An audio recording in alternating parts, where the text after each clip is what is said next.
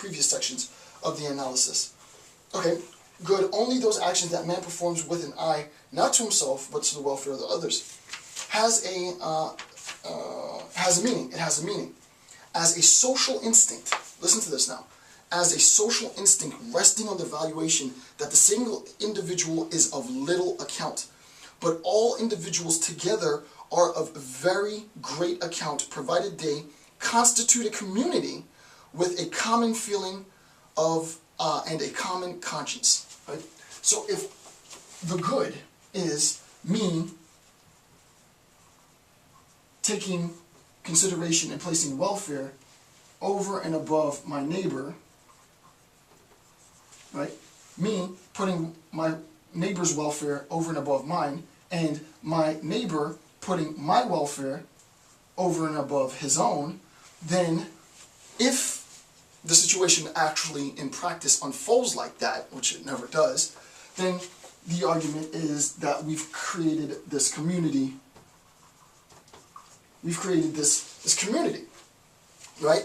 We obviously know that this is going to be sort of the precondition for the herd mentality, but I don't want to jump ahead, right? So, but all individuals together of very great account, provided they constitute a community with a common feeling and a common conscience. Therefore, a kind of training and looking in a certain definite direction and will to a perspective that seeks to make it impossible to see one's self. That's just, ugh. Therefore, a kind of training, right? A kind of training. This is me, right? This is me concerned with myself. What you do is you break that habit, right? You want to break that habit of an individual concerning with themselves. No, stop thinking about yourself. No, stop thinking about yourself. No, stop thinking about yourself. Stop thinking about yourself. Stop thinking about yourself. Stop thinking about yourself. Stop thinking about yourself. Stop thinking about yourself. Concern yourself with the other. Now, you're concerned with the other. Concern yourself with the other. Now, place the other's welfare up and above your own. And the same for you, right? So that it is a kind of training, right? Therefore, a kind of training in looking in a certain definite direction.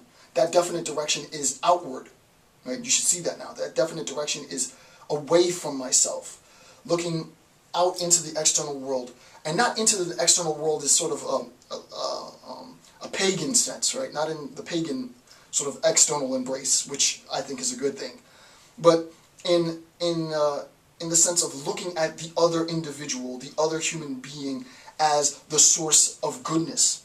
It is how I behave in relation to that other, in exalting the concerns and the welfare of that other above my own, that goodness is introduced or recognized, right? The misinterpretation is that moral phenomena inheres within the world, and it is in that act that the Christian morality says goodness inheres, right? In the concern for your enemy, in the love for your neighbor, right? Therefore, a kind of training, I love that training part, right? And looking in a certain definite direction towards the other.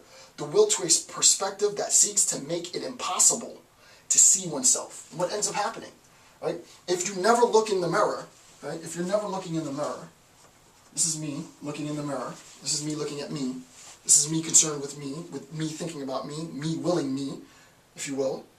If I remove that mirror and I train myself to, in a sense, fixate on the concerns of the other, then I train myself, and listen, I train myself, right, to make it impossible to see myself. This is what Nietzsche said. That's not me. That's Nietzsche, right?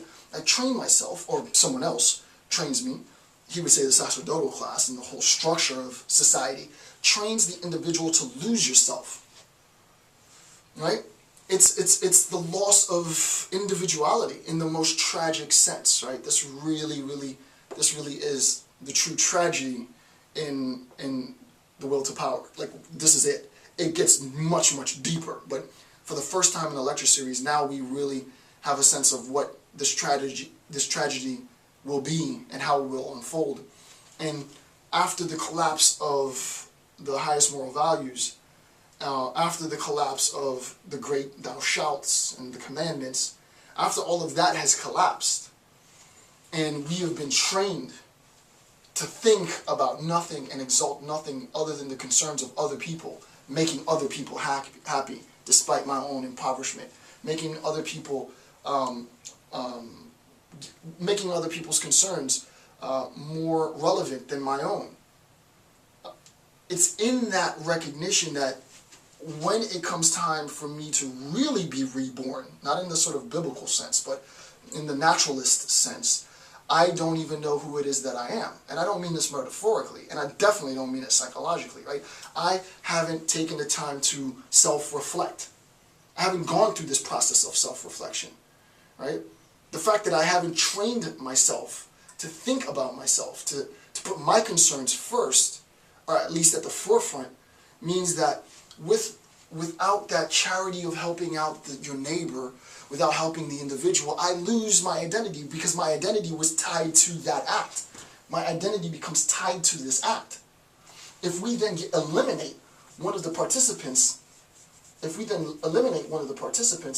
question is, well, my welfare can't be directed out, right? Because they're not going to do a pagan sort of occultist act wherein the welfare is directed to sort of biological earth or the ecosystem, or in that regard. They're not going to do that. Right? Christian tradition won't allow for that because we have dominion, right? So my welfare isn't going to be directed in that manner, and I don't have any sense in which I can return to sort of this primordial state where I was concerned with myself. So what ends up happening? The self disappears, right? The individual disappears. Therefore, a kind of training and looking in a certain definite direction, the will to a perspective that seeks to make it impossible to see oneself. You disappear, right? And that's the method in which you disappear. First, you were trained to stop looking at yourself. You hear this, and to keep it sort of funky, right? To keep it ghetto, right? This primarily, unfortunately, happens with young girls all the time, right? Young girl. This is cliche, and I know it's generalization, but it's a good example. Young girl's looking in the mirror. She's fascinated with her beauty. She looks at herself. She looks at herself. Mom or dad comes by and say, "You're too vain. Don't look in the mirror so much." She starts to recognize there might be a problem with me looking in the mirror too much, right? I shouldn't be looking in the mirror as much as I am. That's crap. You should look in the mirror as much as you need to look in the mirror, right? So she feels that insofar she's trained from a young child that looking in the mirror too much is a bad thing. Like literally, I mean this. I don't mean this figuratively, right? Literally, young girl looking in the mirror too much, it's a bad thing. She gets older and she recognizes, falsely, that that act of vanity is a perversion, right? It's too indulgent. So then she directs her attention outward for beautiful things in the world because she can no longer look in herself to see beauty. So she finds beautiful bags and purses, and of course they're all on sale for $19.99, and you can buy them if you call an order now. Make sure that if you're a child, you have your parents' permission, and you know the ring, right? That's the ring, right? Society's been structured rather than recognizing, no, I am that little girl still that liked to look in the mirror, and I'm going to stop looking for beauty in bags and shoes and clothes and look for beauty where I was looking for it when I was 3 or 4 or 5 years old. In myself, right? But now she's a grown woman, and you take away the ability to buy all the purses and the clothes and the accessories, and she has difficulty seeing that thing in herself because so much of that has been shifted or misdirected towards things that really don't have any value per se, right? And this is, for me, Nietzsche is profoundly genius in this regard, right? So a very, very powerful line, right?